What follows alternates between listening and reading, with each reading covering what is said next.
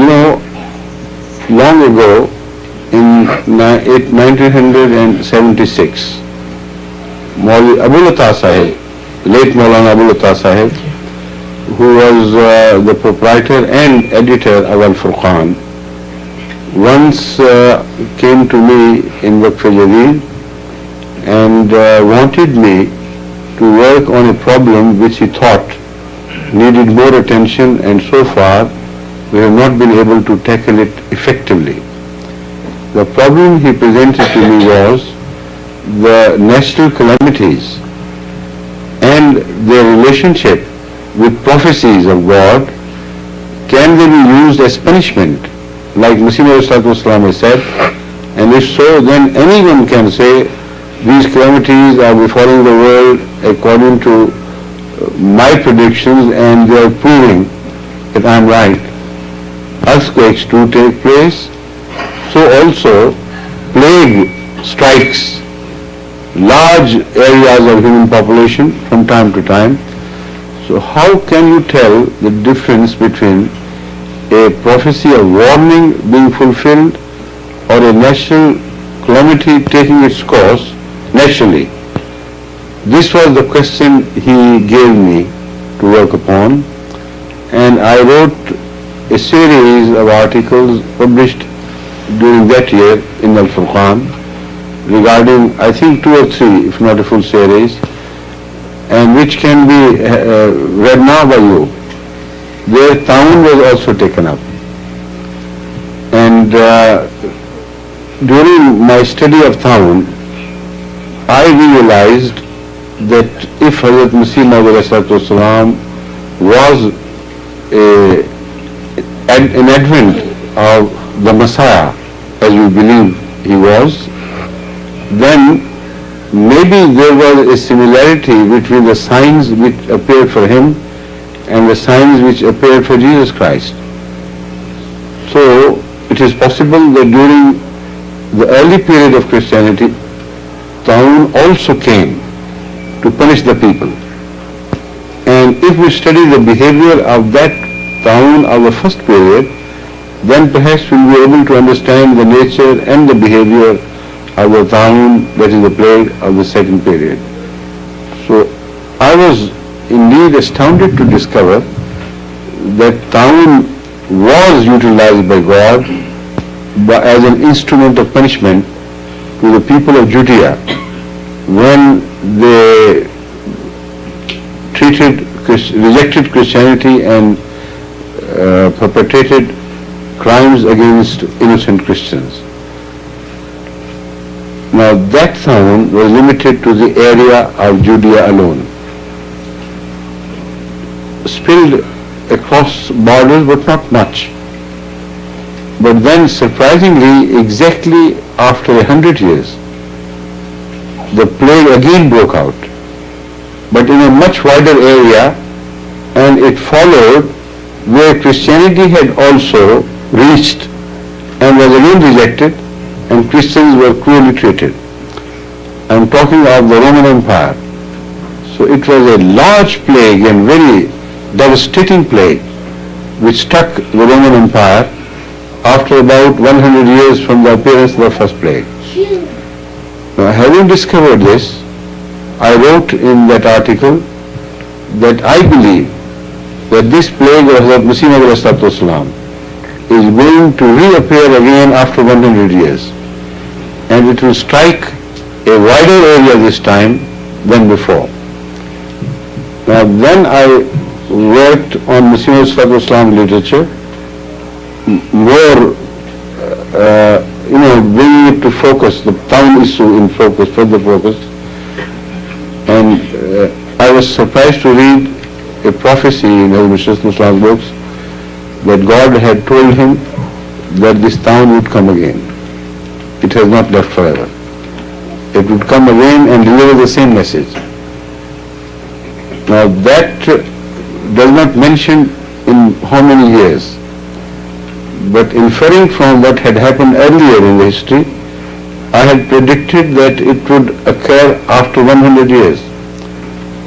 Now I was surprised to learn that at the time of Masih Maud The first town which struck was in exactly 1894. It appeared from Surat and spread to a degree to some extent in Bombay, and then it was controlled for a while. Then it struck again in 1897, and from then on it became uncontrollable. And then it started slowly traveling northwards and eastwards and westwards, and entered the Punjab some years after the prediction of Hadhrat Mirza Tahir Ahmed.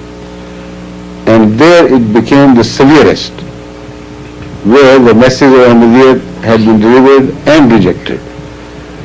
So far, that prophecy seems to be bearing well. And I believe, this is my personal belief, because God has not specifically told me, but the study of history of Christianity and the books of Missionaries of Islam has at least convinced me that as it has started unrolling itself again, the town will further proceed in the same direction and apply this time in a wider area. And play havoc in a wider area. Now that is one type of town. Hadhrat Mirza Tahir Ahmed has written also that God had told me, he said, God has told me that another type of plague will also appear. And that type of plague will appear more in the Christian countries and will originate from Christian countries. Now when I found out many years after my arrival in England that the doctors were referring to AIDS as a type of plague, then my mind was automatically carried to that declaration was Missionaries of Islam, that God had told him that a new type of plague would appear, and particularly in the Christian areas.